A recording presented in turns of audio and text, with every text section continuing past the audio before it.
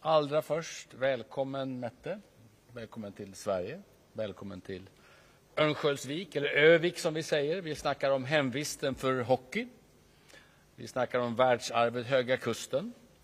Vi pratar om justitieminister Gunnar Strömmer och CV90. Du och jag lärde ju snabbt känna varandra som nordiska statsministrar och som kollegor i EU. Och jag uppskattar alldeles särskilt din tydlighet i alla sammanhang, vartenda möte vi har, när det gäller stödet för Ukraina. Vad vi än pratar om, tillbaka till fokus. Den stora europeiska uppgiften är att stötta Ukraina i att vinna det här kriget. Och din pragmatiska attityd för att nå långsiktiga mål, det behövs. Är man principfast så måste man också vara pragmatisk för att nå resultat. Det var Mette som allra först sa någonting som jag ofta har använt efter det. Ingen av oss har rätt att vara krigströtta så länge inte ukrainarna är det. Det är en förpliktigande utsaga. Och tack också för ditt och Danmarks stöd på vägen till det svenska NATO-medlemskapet. Det här medlemskapet ändrar ju det säkerhetsläget i vår region och ger helt nya förutsättningar att fördjupa och utveckla allt det samarbete vi ändå har haft på många andra områden, nu inom säkerhets- och försvarspolitiken. Inte minst Östersjön får ju nu en helt ny dimension. NATO-länder längs hela kusten av vårt gemensamma vatten. Och ett nära samarbete mellan nordiska länder är viktigare än någon gång förut. Idag är vi här för att diskutera europeiskt försvarssamarbete, men också försvarsindustri och att Europa behöver ta större ansvar för vår gemensamma säkerhet.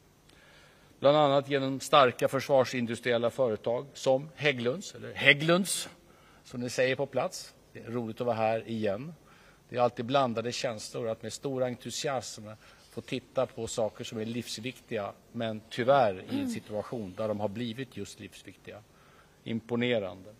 Men också för att fortsätta stötta Ukraina när det gäller avancerat försvarsmateriel. I vintras beslutade vi en gemensam donation till Ukraina av stridsfordonet CV90 som vi ser här bakom oss.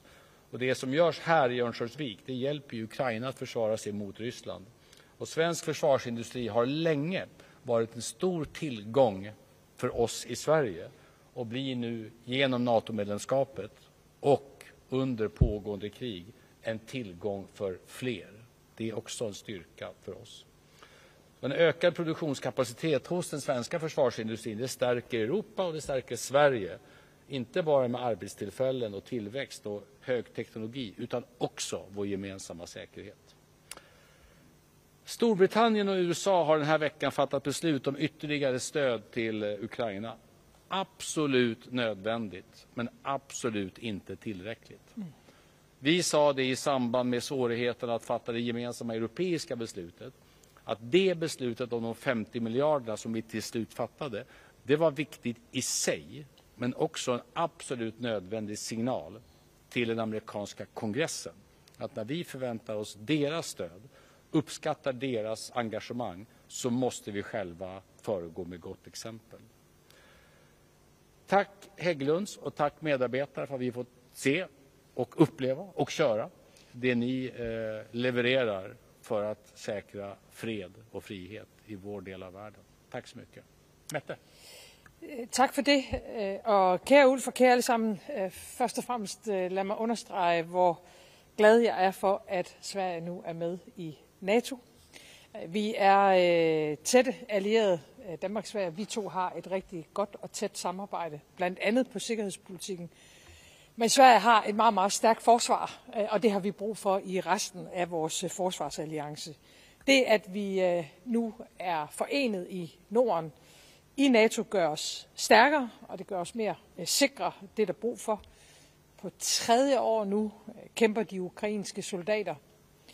Ikke bare for et frit Ukraine, men for et frit Europa. Jeg gav et løfte ved krigens start, som jeg gerne vil gentage i dag. Danmark hjælper Ukraine, så længe det er nødvendigt. Og det kan vi kun gøre, hvis vi har et tæt samarbejde om at få leveret det, som ukrainerne har behov for. De kæmper dernede en brav, men meget ulige kamp Vores støtte er afgørende. Jeg vil i forlængelse af det, du lige har sagt, Ulf, også glæde mig over, at kongressen i USA har vedtaget en stor hjælpepakke. Det er, som den svenske statsminister siger, nødvendigt, men ikke tilstrækkeligt. Og det må ikke betyde, at vi europæere nu læner os tilbage. Tværtimod.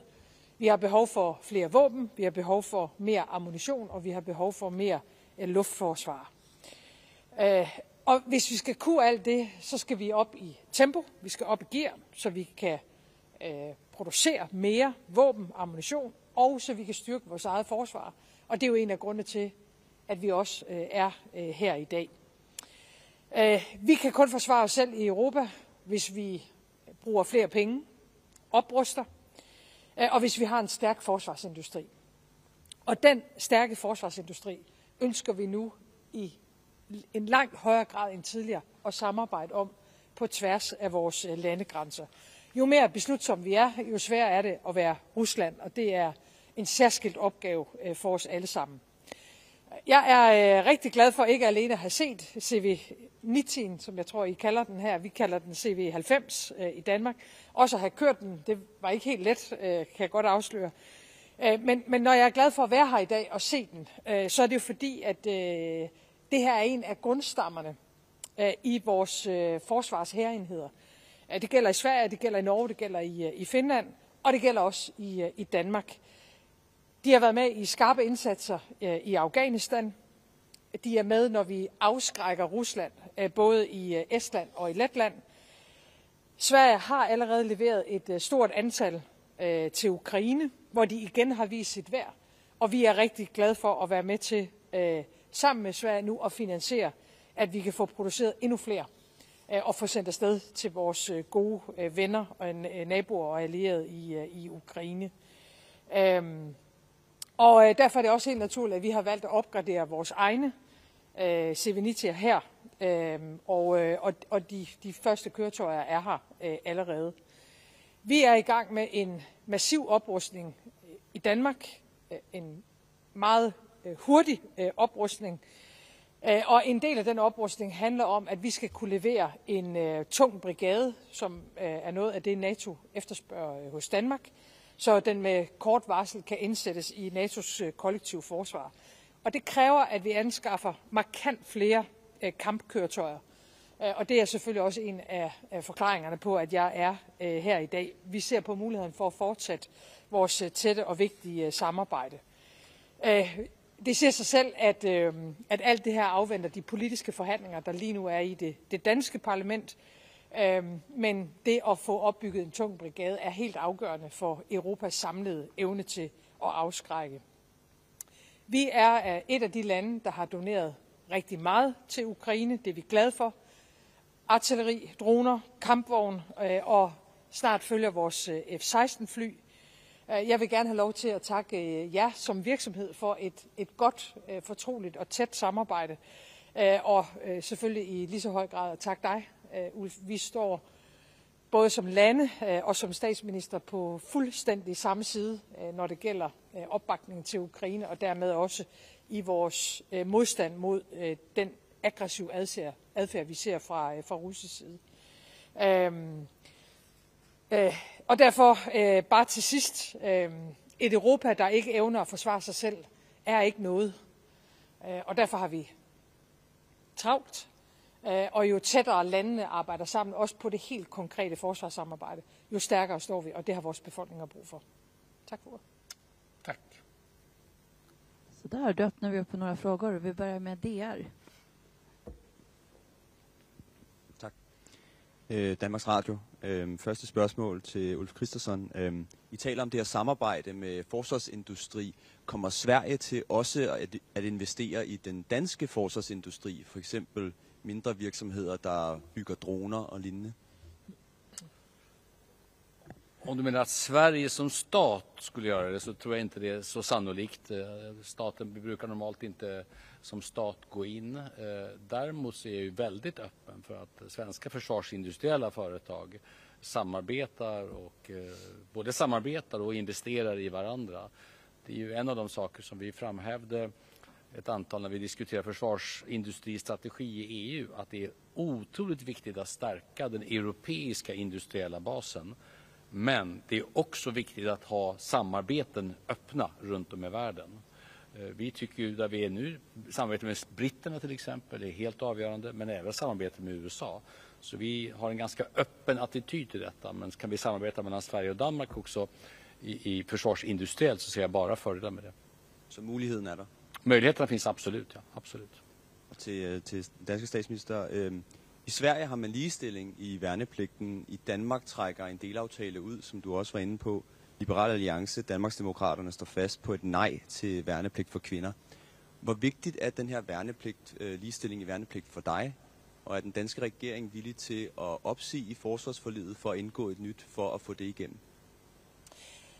Jeg vil ikke gå ind i de forhandlinger, der pågår netop nu, og som jeg håber snart bliver afsluttet, fordi vi har behov for at kunne melde ind til NATO og vores øvrige allierede, hvad der bliver prioriteringerne i det danske forsvar.